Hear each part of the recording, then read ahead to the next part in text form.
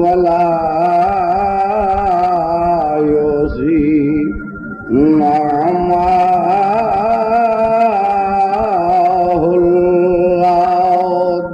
العدون ولا يؤدي حقه المجتهدون الذي ليس لصفته حد محدود ولا نعت موجود وكان الله سميعا بصيرا.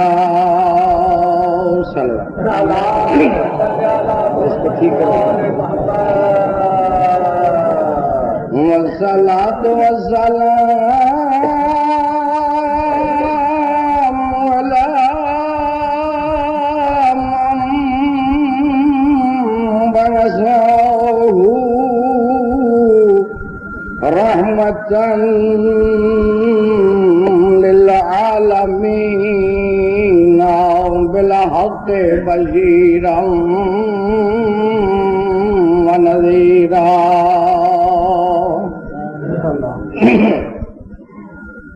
وداعيا إلى الله بإذنه وسراجا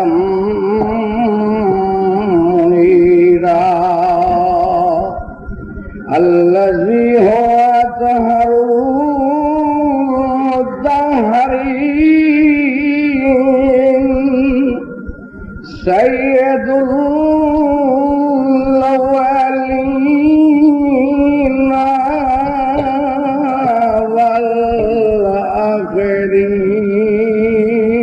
والآخرين أبو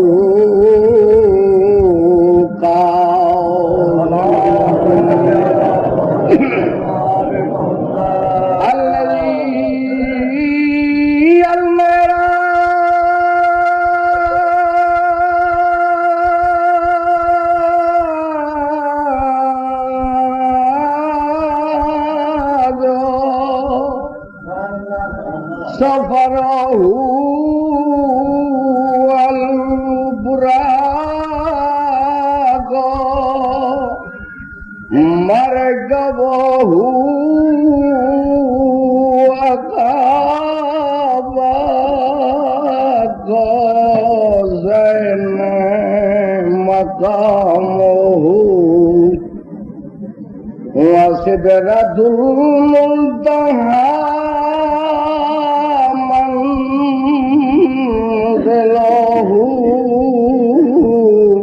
لأنه كان نبيا وآدم من الماء والدين.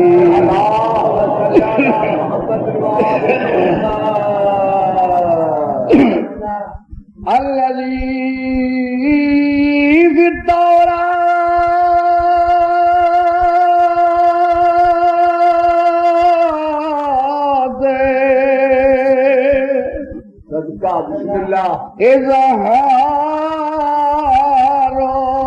إظهاره في الزبور اشتهاره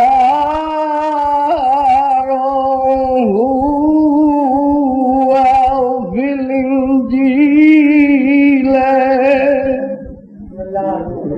أذكاره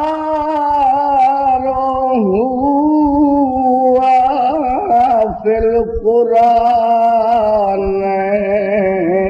وما أرسلناك إلا رحمة للعالمين.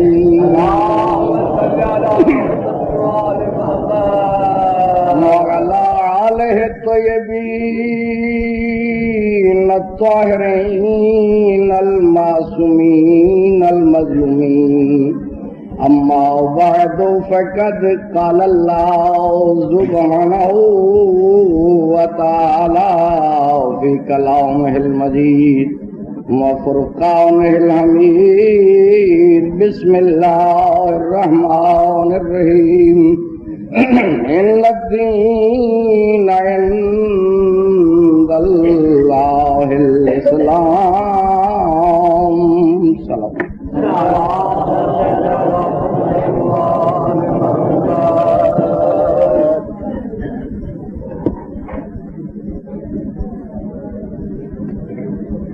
پھر تکلیف کریں شروعات کریں.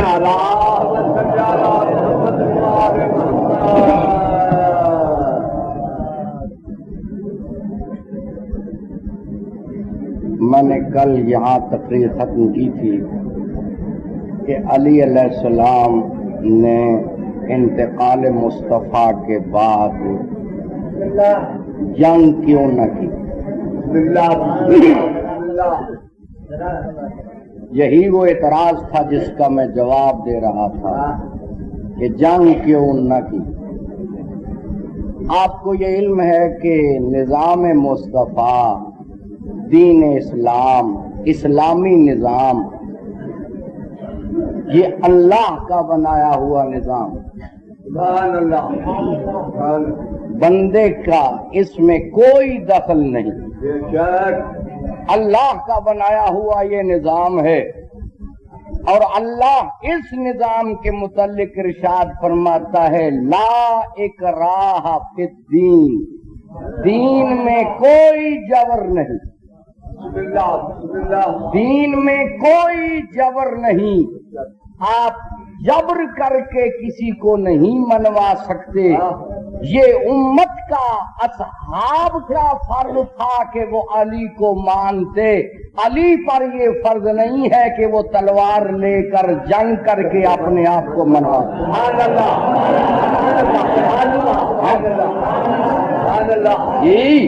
کیونکہ دین میں جبر نہیں ہے، دین میں کوئی جبر نہیں. جس کا دل چاہے وہ دین کو اختیار کرے، جس کا چاہے دل وہ انکار کرے. کیونکہ اگر دین میں جبر جائز ہوتا، تشدد جائز ہوتا، سختی جائز ہوتی، تو پھر اس دنیا میں کمیونسٹ پیدا ہی نہ ہوتا. نہیں سمجھ رہے؟ جو نظام مصطفیٰ کا منکر ہے،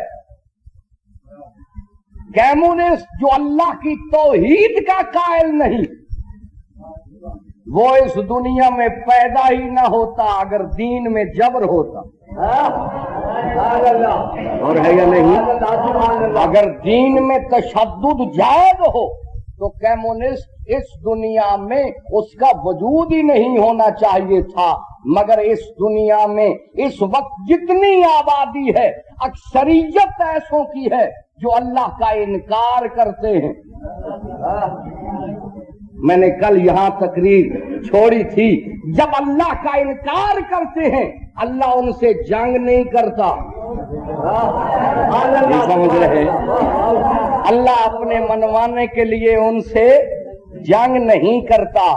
جس کا دل چاہے اللہ کو مانے، جس کا دل چاہے نہ مانے. منوانے پہ یہ عوام کا فرض ہے کہ اللہ کو مانے. اللہ پہ یہ فرض نہیں ہے کہ وہ عوام سے تشدد کر کے اپنے آپ کو منوائے. جب اللہ پہ یہ فرض نہیں ہے کہ وہ تشدد کر کے اپنے آپ کو منوائے، تو اللہ والوں پر بھی یہ لازم نہیں ہے کہ وہ تلوار اٹھا کر اپنی خلافت منوائے.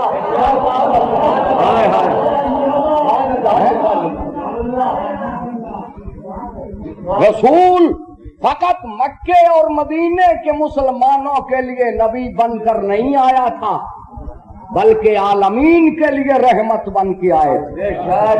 عالمین کے لیے رحمت بن کے آئے تھے. عالمین کا ہادی ہے. اس زمانے میں رسول کو اتنا اسلحہ فراہم کیا گیا تھا، کہ وہ رسول جو تیر پھینکتا ہے اور جس طرف وہ شکار جاتا ہے تیر اسی طرف اس کے پیچھے، اگر وہ پورے پہاڑ کا چکر لگاتا ہے تو تیر اس کے پیچھے اور ہے۔ جو رسول اس زمانے میں اپنے تیر سے میزائل کا کام لیتا تھا، توجہ ہے یا نہیں، جس کے پاس اس زمانے میں میزائل موجود تھے، میری بات سمجھے گا، جس نبی کے قبضے میں اس زمانے میں میزائل تھے، جس کا ایک تیر میزائل کا کام دے، بھی وہ وہاں مدینے میں بیٹھ کر سندھ کو ایک تیر لگاتا، سندھ فتح ہو جاتی۔ توجہ ہے یا نہیں، یقیناً فتح ہو جاتا یہ سندھ۔ وہ جس نبی کا آسمان کی مخلوق پہ قبضہ ہو، وہ سندھ کو، ہندوستان کو، چائنا کو فتح نہیں کر سکتا تھا، مگر 1,20,000 مسلمان بنانے کے بعد انتقال ہو گیا۔ اور رہے، اگر تشدد کر کے دین کو منوانا جائز ہوتا تو ساری دنیا کو مسلمان بنا کر جاتا نبی، اور ہے یا نہیں؟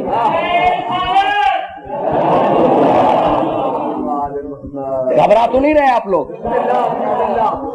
میں نے کل کہا تھا نا مجھے پہلے اٹھاتے ہیں، لیکن میں نے مذاقن کہہ دیا تھا، مجھے شوق ہی پہلے پڑھنے کا۔ میری بات سمجھ رہے ہیں؟ آج مینیجر صاحب نے مجھے فرمایا کہ آپ جہاں چاہیں پڑھ سکتے ہیں۔ میں نے کہا یہ تو مجھے علم ہے، میں جہاں چاہوں پڑھ سکتا ہوں، جس ٹائم پہ چاہوں، لیکن میں پہلے صرف آج کے دن کے لیے 2 دن پہلے پڑھتا رہا ہوں کہ آج کے دن مجھے وقت سے چھٹی مل جائے، سمجھ رہے ہیں؟ ہاں، تو جناب خداوند عالم بانی مجلس جو آج کل لندن میں ہے، ان کو صحت کاملہ عطا فرمائے، سرکار کا سایہ دیر تک ہمارے سروں پر قائم و دائم رکھے۔ میرے بزرگوں، تسلسل جو بیان کا ہے وہ آپ نے سن لیا ہے کہ دین میں جبر نہیں، دین میں اکراہ نہیں، جبر نہیں، جس کا دل چاہے وہ مانے، جس کا دل چاہے نہ مانے۔ وہ رسول جو صرف مکے اور مدینے کی آبادی کو مسلمان بنا کر یہ فرما رہا ہے کہ قیامت تک کے لیے نظام دے کر جا رہا ہوں، نظام مصطفیٰ قیامت تک کے لیے، مگر مسلمان رسول نے 1,20,000 بنائے اور ہے عالمین کا نبی۔ توجہ ہے، نبی یہ چاہتا تھا جو دین میں آئے وہ سمجھ کر آئے، جبر سے نہ آئے، تلوار کے زور سے نہ آئے۔ آج ہم سے تقاضا کرتے ہو علی نے تلوار کیوں نہ اٹھائی؟ میں آپ سے یہ پوچھتا ہوں، آج یہی تو وہ غیر مسلم کا اعتراض ہے جو آپ کی تاریخ پہ کرتے ہیں کہ اسلام تلوار سے پھیلا ہے۔ نہیں سمجھ رہے؟ اسلام تلوار سے پھیلا ہے، حالانکہ اسلام تلوار سے نہیں پھیلا، مسلمان تلوار سے بنائے گئے۔ مسلمان کی تاریخ اور ہے، اسلام کی تاریخ اور ہے، جو ہے یا نہیں؟ مسلمان کی تاریخ اور ہے، اسلام کی تاریخ اور ہے۔ اسلام میں جبر نہیں، اور یہی وجہ ہے کہ دین فطرت تھا، یہ دین، یہ نظام مصطفیٰ دین فطرت تھا، لہذا آج اس کی گواہی غیر مسلم حکومتیں بھی دے رہی ہیں۔ کیا کہ اگر جنگ کسی نظام میں جائز ہو، فطرت کے مطابق ہو، تو آج جتنی مملکتیں بنائی جاتی ہیں ان میں وزیر جو تشکیل کرتے ہیں تو وزارت دفاع بنائی جاتی ہے، وزیر جنگ نہیں بنایا جاتا۔ شاید میرے خیال اگر نظام مصطفیٰ میں جنگ جائز ہوتی تو آج دن رات نظام مصطفیٰ کا اعلان کرنے والے وزیر جنگ کیوں نہیں بناتے؟ کیوں؟ اسلام میں جنگ جائز ہی نہیں، دفاع جائز ہے۔ رسول کی جتنی جنگیں ہیں وہ ساری دفاعی جنگیں ہیں، ہر مسلم پہ دفاع واجب ہے۔ جنگ کیا ہوتی ہے؟ کسی ملک پہ اس لیے چڑھائی کر دینا کہ چلو مسلمان بنو، یہ جنگ۔ بلا وجہ کسی ملک کو فتح کر لینا، تلوار کے زور سے ہمارا نظام مان جاؤ، سمجھ رہے؟ یہ جبر ہے، یہ جبر ہے، یہ جنگ ہے۔ لیکن دین میں دفاع ہے، جنگ نہیں۔ اور اس کی دلیل کیا ہے کہ رسول نے جتنی جنگیں کی ہیں اپنے زمانے میں وہ ساری دفاعی جنگیں۔ رسول نے اس لیے، جو آج تم بعد میں گورنر بھیج کر سندھ کو فتح کر سکتے تھے تو رسول اپنے زمانے میں خالد بن ولید کو نہیں بھیج سکتا؟ توجہ رہے، توجہ رہے جی۔ مگر یہ کیوں ہے سلسلہ؟ اس لیے کہ رسول دفاع چاہتا، اسلام دفاع چاہتا ہے۔ اگر کوئی غیر مسلم حملہ کرے تو اس کا دفاع کیا جائے، لیکن نظام کے پھیلانے کے لیے تشدد جائز نہیں۔ دیکھیں، ایک صرف ایسی جنگ ہے جنگ خیبر، جس کے متعلق یہ کہا جاتا ہے کہ رسول نے یہودیوں کے علاقے میں جا کر جنگ کی، چڑھائی کر کے۔ لیکن اسی جنگ خیبر کے متعلق قرآن مجید نے صاف لفظوں میں وضاحت کر دی۔ قرآن مجید میں جو لفظ ہیں جنگ خیبر کے متعلق، میں ابتدائی طور پہ وہ آپ کو سنا رہا ہوں۔ قرآن فرماتا ہے کہ لو آمن اہل الکتاب لکان خیرا لہم، اے محمد اگر یہ یہودی خیبر والے ایمان لے آئیں تجھ پر، لو آمن اہل الکتاب، اگر یہ اہل کتاب یہودی خیبر والے تم پر ایمان لے آئیں، لکان خیرا لہم، تو ان کے لیے خیر ہے، ان کے لیے بہتری ہے۔ وَإِن يُقَاتِلُوكُمْ، اور اگر یہ یہودی تجھ سے جنگ لڑیں، مطلب قرآن نے صاف کر دیا یہ معاملہ، اگر یہ یہودی تجھ سے جنگ لڑیں، قرآن نے یہ نہیں کہا وَأَن تُقَاتِلُوكُمْ، اگر تو ان سے جنگ لڑے۔ ہائے ہائے، بالکل دامن ہی صاف کر دیا ہے نبی مرسل کا۔ قرآن نے فرما دیا اگر یہ یہودی تجھ سے جنگ لڑیں، ابتدا ان کی طرف سے، تیری طرف سے دفاع ہے، ابتدا نہیں۔ اگر یہ یہودی تجھ سے جنگ لڑے، وَإِن يُقَاتِلُوكُمْ، اگر یہ یہودی تجھ سے جنگ لڑے، تو قرآن نے ابھی خیبر فتح نہیں ہوا، پہلے ایک ریزلٹ سنا دیا، ایک نتیجہ سنا دیا۔ ہوگا کیا؟ خیبر والے یہودی اگر تجھ پر ایمان لے آئیں تو ان کے لیے خیر ہے، ان کے لیے بہتری ہے، اور اگر یہ ایمان نہ لائیں تو نتیجہ کیا ہوگا؟ این یقاتلوکم، تجھ سے جنگ لڑیں، نتیجہ یہ ہے یولوکم الادبار، تو یہ پشت دے کر بھاگ جائیں گے۔ خیبر والے یہودی پشت دے کر بھاگ جائیں گے، یعنی دوڑ جائیں گے۔ نتیجہ قرآن نے پہلے پیش کر دیا کہ اگر یہ ایمان لے آئے تو بہتری ہے، اگر ایمان نہ لائیں تو خیبر کے میدان میں ہو جائے جنگ، تو جنگ میں یہودی بھاگ جائیں گے۔ توجہ میں طرف رہے، قرآن نے اعلان کیا یہودی بھاگ جائیں گے۔ قرآن نے پہلے یہ اعلان کر دیا کہ خیبر کے میدان سے یہودی بھاگ جائیں گے۔ قرآن نے بالکل واضح کر دیا کہ خیبر کے میدان سے بھاگنے والے یہودی ہیں۔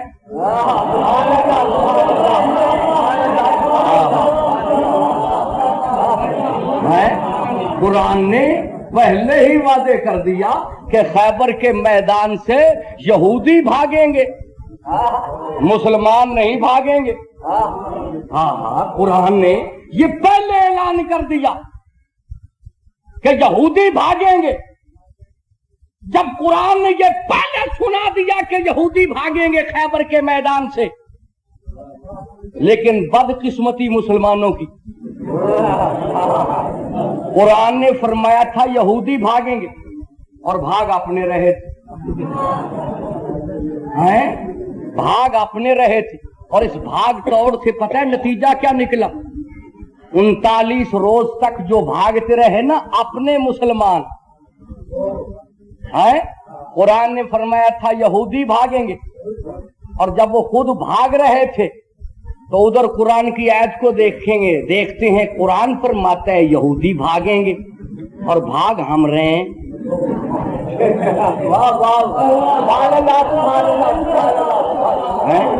قرآن فرماتا ہے یہودی بھاگیں گے اور بھاگ ہم رہے ہیں۔ اللہ خیر کرے، ہم یہودی تو نہیں ہیں، دیکھیں نا، ہاں بالکل قرآن نے پہلے واضح کر دیا یہودی بھاگیں گے، اور بھاگ رہے تھے مسلمان، اور ایک دن نہیں، 2 دن نہیں، 29 روز یا 39 روز، 39 روز بھاگ دوڑ سے نتیجہ یہ نکلا کہ بھاگنے سے گھبرا بھی گئے، کیونکہ قرآن کی نظر میں وہ تھے نا یہودی جو بھاگ جائیں گے، لہذا جو بھاگنے والے تھے، توجہ رہے، جو بھاگ کر نبی کے پاس آتے تھے، انہوں نے اپنے بھاگنے کو چھپانے کے لیے ایک دوسرے پر الزام تراشی شروع کر دی۔ پتہ ہے کیا؟ جرنیل یہ کہتا تھا جی فوج پہلے بھاگی ہے،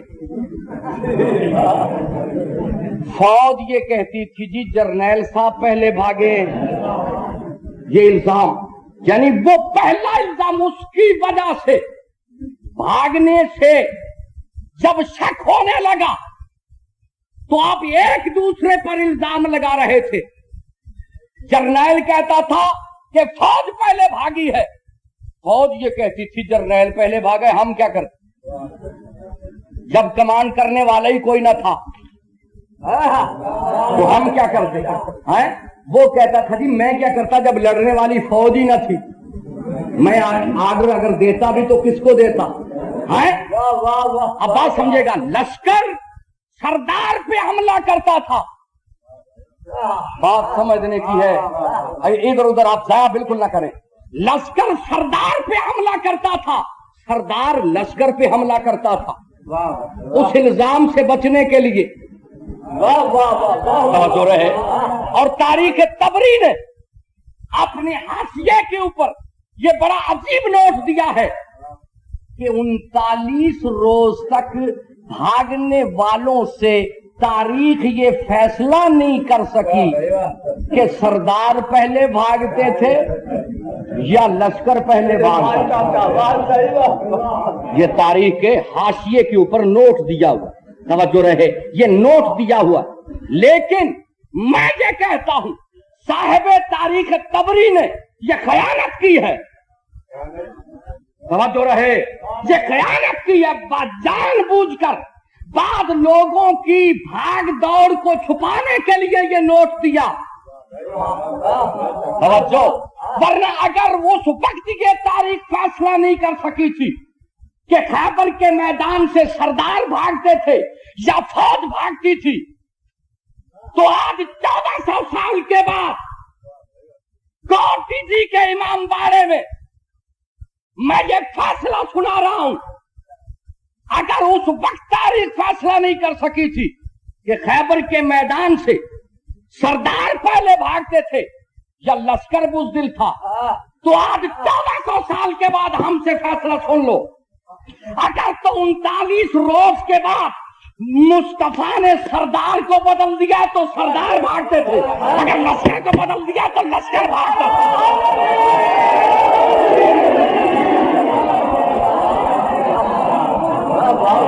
سبحان اللہ، ہاں پچھلے حضرات نہیں سمجھے، انہوں نے داد نہیں، 39 روز کے بعد اگر تو مصطفیٰ نے سردار کو بدل دیا ہے تو پہلے سردار بھاگتے تھے، اگر لشکر کو بدل دیا ہے تو لشکر بھاگتا تھا۔ غور رہے یہ تبدیلی تیرے سامنے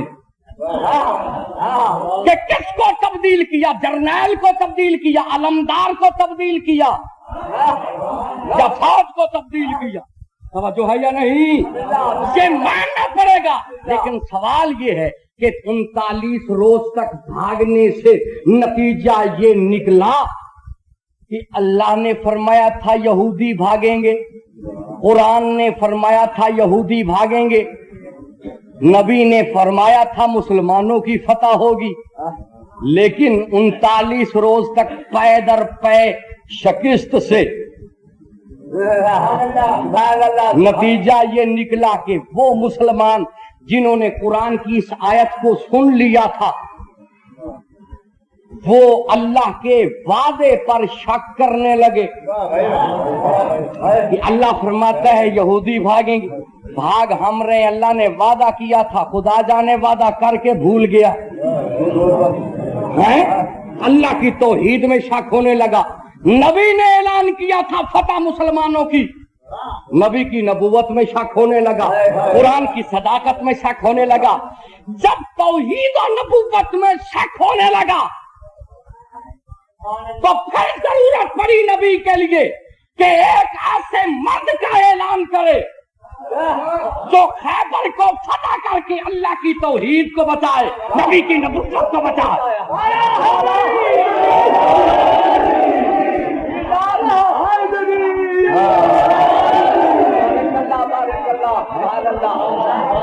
اس لیے آپ نے اعلان کیا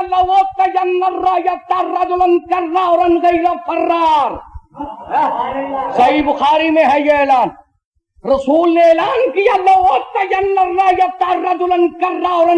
فرار، کل میں اس کو علم دوں گا۔ ہائے ہائے ہائے، مسلسل ناکامی کی وجہ سے رسول کو ایک اعلان کرنا پڑا، کیا؟ یہ صحیح بخاری میں آج تک موجود ہے، کل میں اس کو علم دوں گا جس کی پہلی صفت یہ ہے کہ وہ مرد ہو۔ رجلن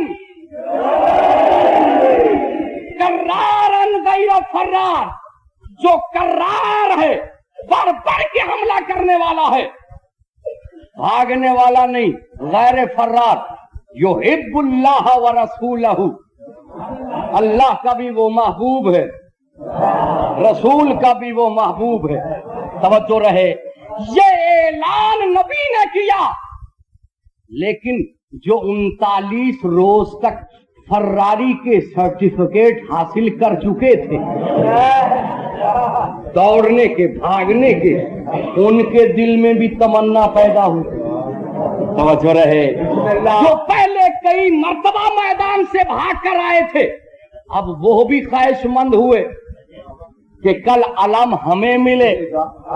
ہر صحابی خواہش کر رہا تھا کہ علم ہمیں ملے، ہر صحابی یہ چاہ رہا تھا کہ علم ملے۔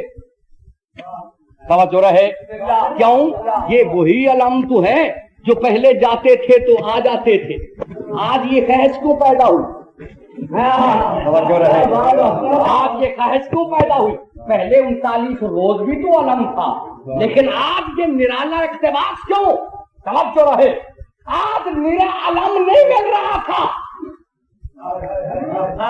توجہ رہے، آج صرف علم نہیں مل رہا تھا، بلکہ آج جس کے ہاتھ میں علم ہوگا اس علم کے پھریرے پہ یہ لکھا ہوگا کہ وہ مرد ہے، وہ محبوب خدا ہے۔ آج سندیں ملنی، لہذا ہر صحابی یہ خواہش کر رہا تھا، بسم اللہ جناب، ہر صحابی یہ خواہش کر رہا تھا کہ علم ملے۔ توجہ رہے، ساری رات اسی خواہش سے خیبر کی 39ویں دن کی رات شب قدر بن گئی۔ جاگ کر یہ رات نکالی کہ کسی طریقے سے کل علم ملے۔ میں پوچھتا ہوں، علم پہلے بھی تو تھا، آج دوبارہ خواہش کیوں ہے؟ خواہش کرنا اس بات کی دلیل، توجہ، خواہش کرنا اس بات کی دلیل ہے کہ ہر صحابی یہ خواہش مند تھا کہ کل علم مل جائے. میں آپ سے پوچھتا ہوں، علم صحابی کو ملتا، ہر صحابی کو ملتا، تو ہر صحابی اس علم کو اٹھا کر میدان میں جاتا، میدان میں نکلتا نا، میدان میں نکلتا، میری بات سمجھے گا، میدان میں نکلتا نا، علم اٹھا کر میدان میں نکلتا، علم اٹھا کر سرے بازار آتا. اب میں پوچھنا چاہتا ہوں، اصحاب یہ خاص کرتے رہے کہ علم ملے، توجہ رہے، اگر علم کا اٹھانا، علم اصحاب خاص کیوں کرتے رہے؟ اصحاب کا خاص کرنا اس بات کی دلیل ہے کہ علم کا اٹھانا، علم نکالنا یہ بدعت نہیں ہے، یہ بدعت نہیں ہے. ہمیں معلوم ہے تم نے کب سے بدعت کہنا شروع کیا ہے. صلوات پڑھ لیں.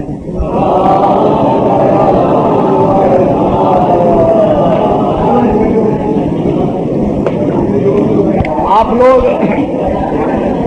اٹھ کر کے بیٹھ کر کے آپ نے یہ بتلا دیا ہے کہ ہم سانپ سے ڈرتے ہیں.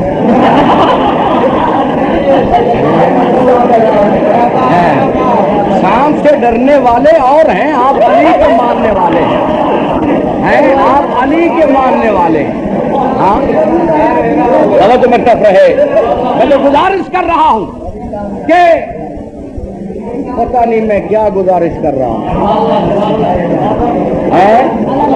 علم، توجہ رہے، علم اٹھا کر میدان میں نکلنا. غور رہے، ہر صحابی 39ویں روز کی رات کو یہ خواہش کر رہا تھا کہ کل جس علم کا نبی نے اعلان کیا ہے وہ علم ہمیں ملے، ہمیں ملے. کوشش یہی تھی ہر صحابی کی کہ علم ملے.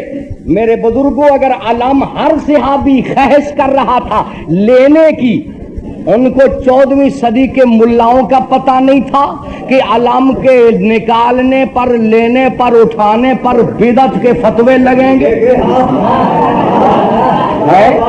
مگر ہر صحابی یہ خواہش کر رہا تھا کہ علم ہمیں ملے. ان کا خواہش کرنا اس بات کی دلیل ہے. آخر نامراد مر ہی گیا. خواہش کر رہا تھا کہ کل علم ہمیں ملے. جس علم کا اعلان، جس علم کا اعلان مصطفیٰ نے کیا ہے وہ علم ہمیں ملے.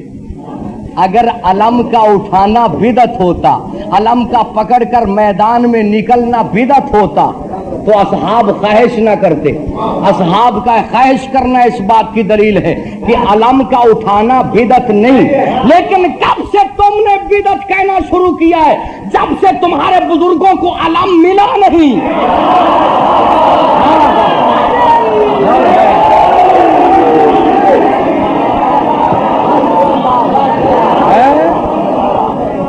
جب سے تمہارے بزرگوں کو علم ملا نہیں، تم نے کہنا شروع کیا بدعت ہے.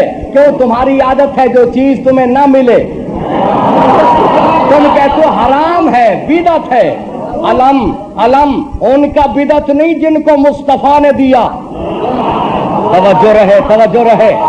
جس علی کو مصطفیٰ نے علم دیا اس علم کا نکالنا بدعت نہیں. جو علم 39 روز تک شکست کھاتے رہے ان بزرگوں کے علم کا نکالنا بدعت ہے. میری بات سمجھ رہے ہیں؟ یہ علم علی کا ہے، یہ نظام مصطفیٰ کی فتح کی دلیل ہے.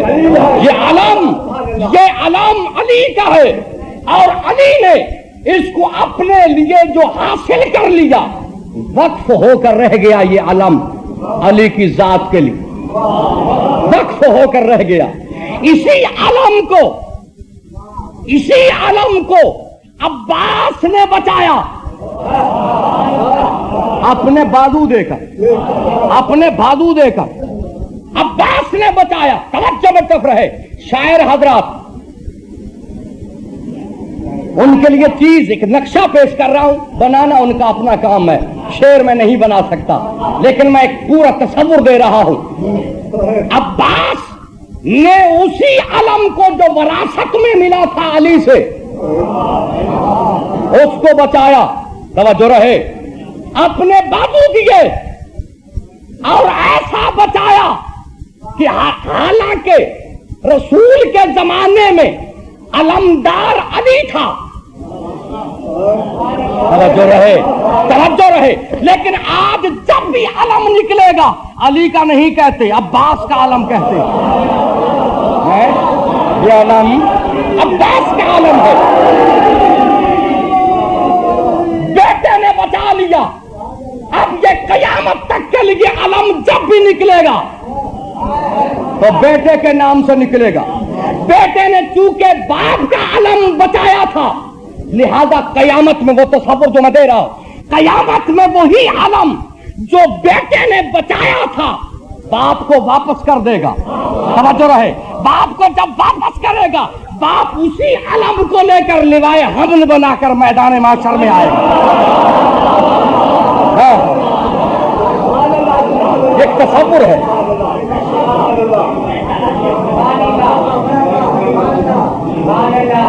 جی میں گزارش یہ کر رہا تھا کہ رسول نے اعلان کیا کل میں اس کو علم دوں گا۔ جب یہ اعلان سنا، ساری رات جو کئی بار پہلے فیل ہو چکے تھے، اب وہ بھی کمپٹیشن میں حصہ لینے کے لیے رسول کے خیمے کے سامنے ایک لائن بنا کر کھڑے ہو گئے۔ صبح ہوتے ہوئے ایک لائن بنا کر کھڑے ہو گئے اور اپنے آپ کو جسیم ظاہر کرنے کے لیے کوئی ایڑیاں اٹھا رہا تھا کہ نبی کی نظر ہم پہ پڑے، اور نبی نے لے کے جو نبی نکلے ہیں تو بڑے انداز سے، آج ہی میں نے وہ تاریخ میں پڑھا ہے، نبی جو لے کر نکلے ہیں نا علم کو خیمے سے، تمام اصحاب نے دیکھ لی کہ اب وہ علم ملنے والا جس کا رسول نے اعلان کیا تھا۔ لہذا نبی نے آگے علم کیا، پیچھے خود آ رہے تھے، علم کو آگے لے کر جب پوری لائن اصحاب کی سامنے آئی نا تو نبی نے ایک مرتبہ علم کو آگے کی، سارے اصحاب آگے بڑھے، نبی نے واپس روک لی، پھر آگے کیا، پھر پیچھے روک لیا، 3 مرتبہ علم کو آگے کیا، پھر پیچھے کیا، پوری ایک نظر میں لائن اصحاب کی لائن کو دیکھ کر ایک ہی نظر میں پوری لائن صاف کر دی۔ کیا رسول دیکھ کر پوری لائن کا معائنہ کر کے فرماتے، اینا علی بن ابی طالب، میرا بھائی علی بن ابی طالب کہاں ہے؟ توجہ رہے، اس پوری لائن میں سب سے بڑا بہادر آگے بڑھ کے یہ کہتا ہے، حضور آپ کو تو پتا ہے کہ علی بیمار ہیں، علی بیمار ہیں اور بندہ صحت مند ہے۔ کیا سن رہے ہو؟ علی بیمار ہیں، مطلب یہ کہ میں تندرست ہوں۔ آپ فرماتے ہیں بلاؤ علی کو، آج بیمار اسلام کا علاج بیمار علی کرے گا۔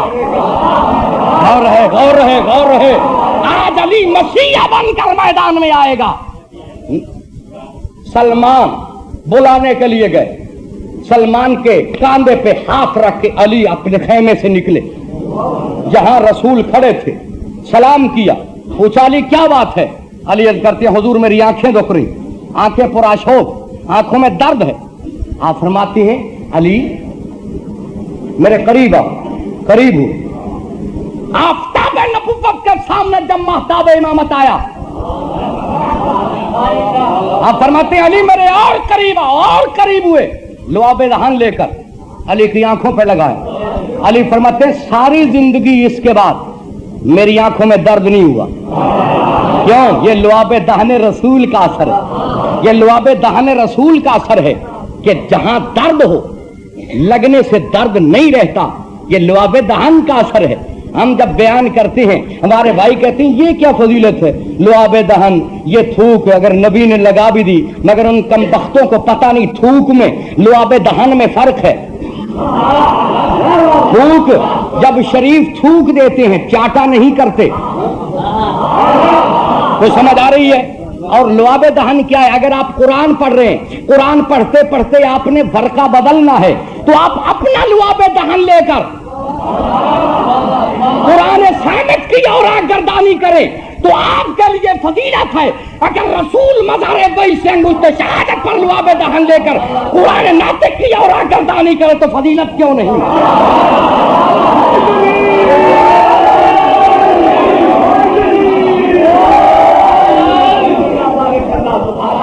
علی فرماتے ہیں ساری زندگی اس کے بعد میری آنکھوں میں درد نہیں ہوا۔ لعاب دہن رسول کا اثر کہ آنکھوں میں درد نہیں ہوا۔ دیکھیں نا، رسول کے لعاب دہن کا اثر یہ ہے کہ اگر کسی شخص کو درد ہو، وہ درد کسی خارجی کسی جیسے ابھی یہ سانپ گیا تھا، کسی کو خدا نخواستہ کاٹ جاتا تو یہ خارجی ایک وسیلہ بن رہا ہے نا درد کا ہے، یا یہ کہ داخلی امر سے کسی طریقے سے کوئی درد ہو، نبی پاس بیٹھا ہو، درد ہو، مثلا کسی کو موذی جانور کاٹ جائے، بچھو کاٹ جائے یا سانپ کاٹ جائے اور نبی اتفاق سے پاس بیٹھا ہو اور لعاب دہن لگا بھی دے تو درد نہیں رہتا، یا نہیں، درد نہیں رہتا۔ اور اگر لعاب دہن لگنے کے بعد بھی کوئی روتا رہے تو یہ ماننا پڑے گا وہ درد کی وجہ سے نہیں رو رہا تھا بلکہ ساتھیوں کو بلانے کے لیے شور مچا رہا تھا کہ ادھر بیٹھا ہے۔ لعاب دہن رسول کا اثر ہے۔ آپ فرماتے ہیں علی یہ ہے علم اور وہ ہے خیبر، تم جانو اور خیبر۔ علی آج جو چلے ہیں نا خیبر کے میدان میں، افسوس یہ ہے کہ وقت تقریباً میرا ختم ہونے والا اور یہ سانپ نامراد نے بھی 5 منٹ ضائع کر دیے۔ یہ ہوتا ہی ایسا ہے۔ ہاں اس نے وہاں بھی تو ضائع کیے تھے نا سانپ نے۔ ہاں تو یہ دیکھتا نہیں ہے کہ ساتھ کون بیٹھا ہوا، یہ بڑا نامراد جانور ہے، ساتھ دیکھتا ہی نہیں ہے کہ کوئی شریف آدمی ساتھ بیٹھا ہے۔ ہاں تو اس کی حرکات سے مجھے کچھ اپنا ٹائم ضائع کرنا پڑا ہے۔ بہرحال میں مفصل اس واقعے کو پیش نہیں کر سکتا۔ میں پھر آئندہ سال انشاءاللہ، میں نے اگلے سال بھی آنا ہے، آئندہ سال انشاءاللہ میں اس کی تکمیل کروں گا۔ اس وقت جو میں نتیجہ پیش کرنا چاہتا ہوں وہ سن لیں۔ نتیجہ یہ ہے کہ خیبر کے دروازے پر، چھوڑ دیا میں نے سارا مضمون، پھر کبھی مکمل کروں گا۔ خیبر کے دروازے پر جس دروازے کو 40 آدمی بند کر سکتے تھے، اس دروازے سے علی نے ایک ہاتھ سے اکھاڑا۔ لوگوں نے علی کے ہاتھ کی طاقت کا اندازہ تو کر لیا مگر لوگوں نے علی کے دل کی طاقت کا اندازہ نہیں کیا۔ توجہ رہے جو میں کہنا چاہتا ہوں، لوگوں نے باب خیبر کے اکھڑنے سے علی کے ہاتھ کی طاقت کا تو اندازہ لگا لیا مگر علی کے دل کی طاقت کا اندازہ یہ لوگ نہیں لگا سکتے۔ کیوں؟ اس لیے کہ بہت فرق ہے۔ جس کے ہاتھ میں خیبر کے دروازہ اکھاڑنے کی طاقت ہو، جس کے ہاتھ میں کائنات کو چیر دینے والی ذوالفقار ہو، جس کے ہاتھ میں اتنی طاقت ہو، اسی کے دروازے پر آگ لگا دی جا اور پورے جذبات ابھرے، ایسے جذبات کے اوپر قابو پا لینا، یہ علی کے دل کی طاقت تھی۔ اور ہے یا نہیں؟ آج ہم سے سوال کرتے ہو کہ علی نے جنگ کیوں نہ کی؟ یہ آخری جملہ ہے میرا، علی نے جنگ کیوں نہ کی؟ جنگ اس لیے نہ کی کہ یہ علی کا امتحان تھا، جس نے در خیبر کو ایک ہاتھ سے اکھاڑا تھا، جس نے مراب کو 2 کیا تھا، جس کی تلوار کا سکہ ساری دنیا مان چکی تھی، وہی علی روتا ہوا کھڑا ہے۔ दरवाजे पे आग लग रही, लेकिन क्या मुस्तफा ने यह कहा था कि अली मेरे बाप जंग नहीं करना, तवज्जो रहे, जंग नहीं करना। क्यों?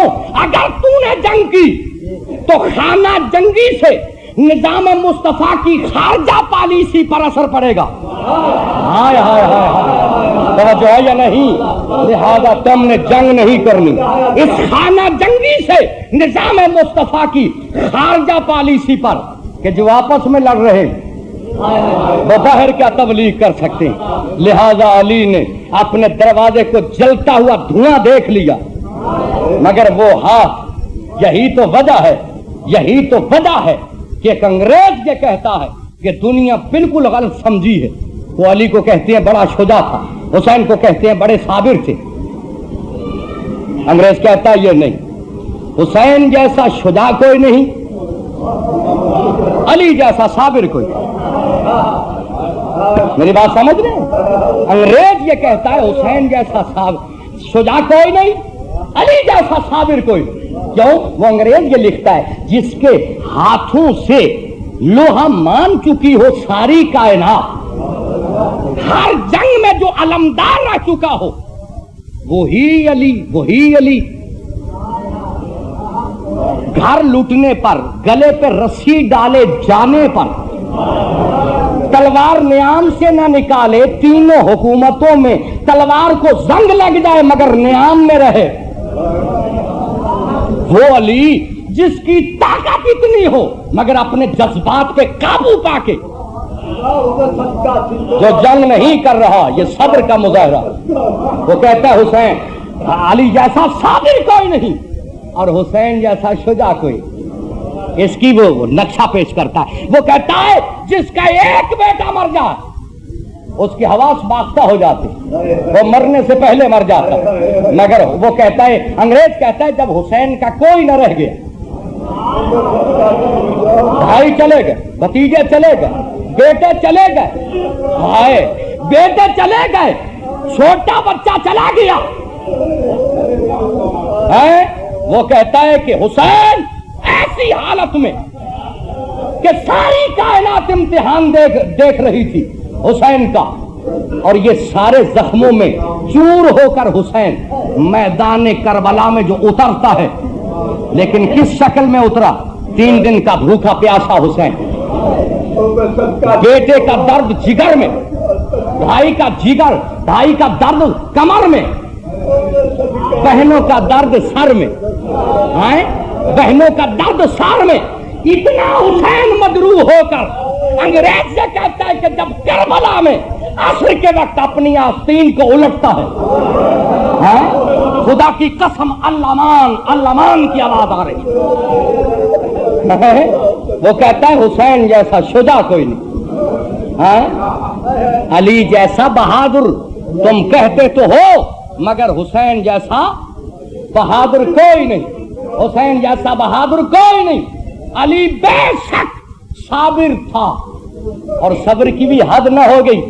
अली की सल्तनत है कूफे में, दारुल खिलाफा है अली का, अली का दारुल खिलाफा, हुकूमत वहां अली की, सल्तनत अली की, दारुल हुकूमत अली का कूफा। फरमाते हैं कि बेटो जाओ मदीने में मेरी बेटियों को कूफे में ले आओ। हाँ, मैंने दारुल सल्तनत बदल दिया है। कूफा चूंकि पहली हुकूमत फौज की छावनी बनाकर चली गई, जब तक मैं यहां न रहूं यह साजिश खत्म नहीं होगी। लिहाजा मैं दारुल हुकूमत कूफे को बनाता हूं, तुम जाओ अपनी बहनों को कूफे में ले आओ। लेकिन बेटो हसन हुसैन याद रखना, मेरी बेटियों ने कभी सफर नहीं किए, जहां थक जाए ना मेरी बेटियां वहां काफिला रोक देना, रात को सफर करना, दिन को आराम करना, दिन को आराम करना है। सुभान अल्लाह है। ये कह करके हसनैन को भेजा। हसनैन काफिले को लेकर चले, काफिले को लेकर चले मंजिल ब मंजिल। हुसैन बहन के पास जाकर ये पूछते रहे बहन थक तो नहीं गई। हसन जाकर पूछते रहे बहन थक तो नहीं गई। जब कूफे के करीब ये काफिला पहुंच गया, अली को इत्तला मिली कि तेरी बेटियां अहले हरम आ गए हैं कूफे से बाहर। अली बाहर निकले और ऐलान करवा दिया, खबरदार आज कोई घर से बाहर न निकले, आज मेरी बेटियां आएंगी, आज घर से बाहर कोई न निकले, आज मेरी बेटियां आ रही हैं। अली बाहर आए, जहां महमल बैठे थे ना, बाहर शहर के महमल बैठे थे, वहां करीब आकर जिस महमल में ज़ैनब व कुलसूम थी, वहां जाकर सर चूम कर अली ने पूछा था बेटी थक तो नहीं है? अब पता है बेटी ने जवाब क्या दिया है? ज़ैनब फरमाती बाबा थकावट कैसी, काफिले के सरदार था मेरा भाई, जहां हम थक जाते थे वहां काफिला रोक दिया जाता था, हम दिन को आराम करते थे, रात को सफर करते थे। अज़ादारों ये सुन करके अली फरमाते अच्छा चलो चलो, काफिले को लेकर के बेटियों को साथ लेकर के अली जब बाजार कूफा में दाखिल हुआ, मैंने एक मुस्तनद वाइज से सुना है क्या कि जब अली बेटियों को साथ लेकर बाजार कूफा से गुजर रहा था तो अली फरमाते हैं कि ज़ैनब उम्मे कुलसूम ये कूफे का सदर बाजार है। अज़ादारों ये बात ज़ैनब सुनकर रोने लगी। जनाब ज़ैनब फरमाती बाबा हमने कभी बाजार में आना है, ये क्यों तारुफ करा रहा है? हाँ बेटी वक्त बदलते रहते हैं, वक्त बदलते रहते हैं। अज़ादारों शहजादियां बाजार से गुजर करके पहुंची बैतुल शरफ में जहां अली का घर था, आज भी वहां खंडरात मौजूद हैं। मस्जिद कूफा के पीछे मकानात जो आज भी वहां खंडरात हैं, वहां उस घर में जब पहुंच गई 3 दिन के बाद रुआसाए कूफा अली के पास आए, आकर ये कहा या अली हमारी बीबियां ख्वाहिशमंद हैं कि शहजादियों की जियारत करें, क्या इजाजत है हम आपके घर आपकी अपनी बीवियों को भेज सकते हैं? अज़ादारों जब ये कहा ना, अली फरमाते हैं मैं पहले अपनी बेटियों से पूछ लूं। अली घर में आए, आकर कहा बेटियों कूफे के रुआसा की बीबियां आपकी जियारत के लिए आना चाहती हैं, क्या इजाजत है? तो जनाब ज़ैनब रो कर फरमाती हैं बाबा वो रुआसा की बीवियां हैं और हमारे लिबास फटे हुए हैं, वो देख कर ये तानाज़नी करेंगी, ये हैं बादशाह की बेटियां हैं। अज़ादारों अली फरमाते हैं माल दुनिया से हमें मोहब्बत नहीं, इजाजत दे दो। इजाजत जब मिली है उलमा ने लिखा है जब वो बीबियां बैतुल शरफ में दाखिल हुई तो जनाब ज़ैनब के पास और भी चीजें थी उनके बिठाने के लिए, मगर जानबूझकर चादर अपनी चादर लेकर नीचे बिछा और कहा बीबियों तुम इस चादर पर बैठ जाओ। कूफे के रुआसा की बीबियां ये कहती हमारे कदम जल जाए, हम इस चादर तकहीर पे कैसे कदम रख सकती है? अज़ादारों मैं कहा करता हूं मुमकिन है ये चादर इसलिए बिछाई हो कि आज की चादर इनको याद रहे। आज की चादर इनको याद रहे। मगर उस साबिर अली की बेटियां जब दोबारा करबला से कूफे की तरफ आई है तो वही ज़ैनब उसी बाजार से चादर मांगती हुई चली गई। तो लोगों मैं अली की बेटी तो इसे चादर मांग रही हूं।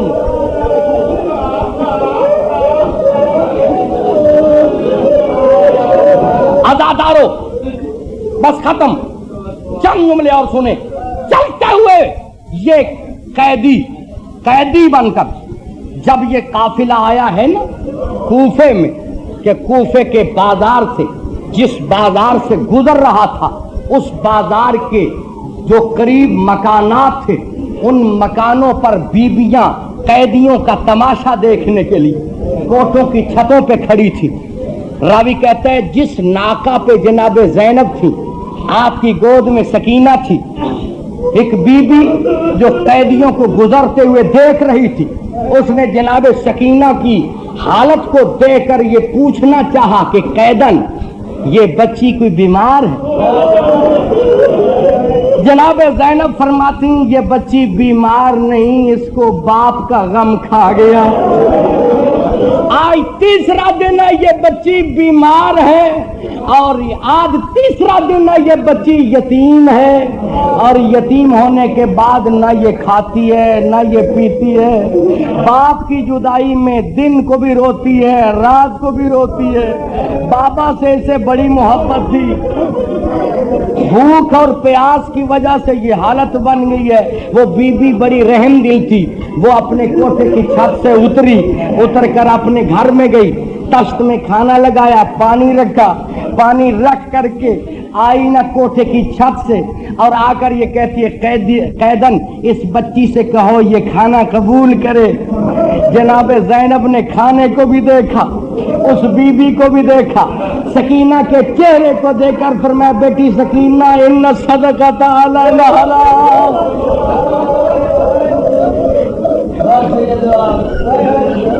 ان صدقۃ علی الحرام, یہ صدقہ ہم پہ حرام ہے. وہ بی بی یہ کہتی ہے کہ قیدن یہ بچی جو ہے یہ جو یتیم ہے, اور مصطفیٰ کی حدیث یہ ہے کہ یتیم کی دعا درگاہ الہی میں قبول ہوتی ہے. اس بچی سے کہو میرے لیے دو دعائیں کرے. عزادارو ادھر سکینہ کے ہاتھ اٹھے کہ کہا بیٹی سکینہ کرو دعا. سکینہ نے ہاتھ اٹھائے. اے مسلمانوں دیکھو تو صحیح, امت کی جفا دیکھو, آل کی دعا دیکھو. سکینہ کے ہاتھ اٹھے, سکینہ نے ہاتھ اٹھائے, اور جب ہاتھ اٹھائے ہیں تو جو کوٹھے کی چھت پہ کھڑی تھی نا بی بی, وہ کہتی ہے پہلی میری دعا یہ ہے اس بچی سے کہو میرے لیے دعا کرے خدا میرے بچوں کو اس طرح یتیم نہ کرے جیسے یہ بچی یتیم ہونے کے بعد قیدی بنائی گئی ہے. اور دوسری میری دعا یہ ہے کہ خدا جلد مجھے مدینے پہنچنے کی توفیق عطا فرمائے. عزادارو مدینے کا نام آنا تھا, مدینے کا نام آنا تھا. زینب کے دل پہ چھری چل گئی. جناب زینب فرماتی ہیں کہ بی بی مدینے میں تیرا کون رہتا ہے؟ وہ بی بی یہ کہتی ہے مدینے میں میرے امام میرے مرشد حسین رہتے ہیں, حسین رہتے ہیں, میں ان کی زیارت کے لیے جانا چاہتی ہوں. جناب زینب فرماتی ہیں اور تیرا مدینے میں کون رہتا ہے؟ وہ کہتی ہے مدینے میں میری استاد زینب رہتی ہے جن سے میں نے قرآن پڑھا تھا, میری استاد زینب رہتی. جناب زینب نے چہرے سے بال ہٹائے, دیکھا آپ کی آزاد کردہ کنیز ام حبیبہ تھی. دیکھ کر کے جناب زینب فرماتی ہیں کہ بی بی اگر تیری شہزادی تیری استاد اس بازار میں مل جائے, اس بازار میں مل جائے تو کیا پہچان لوگی؟ وہ کوٹھے کی چھت پہ کھڑی ہوئی بی بی یہ کہتی ہے خبردار قیدن میری شہزادی کا نام نہ لینا, میری شہزادی کا نام نہ لینا. کجا زینب کجا بازار کوفہ. عزادارو یہ سن کر جناب زینب نے چہرے سے بال ہٹائے, چہرے سے بال ہٹا کے ام حبیبہ آنا زینب, ام حبیبہ وہ بچڑے وہی زینب وایوں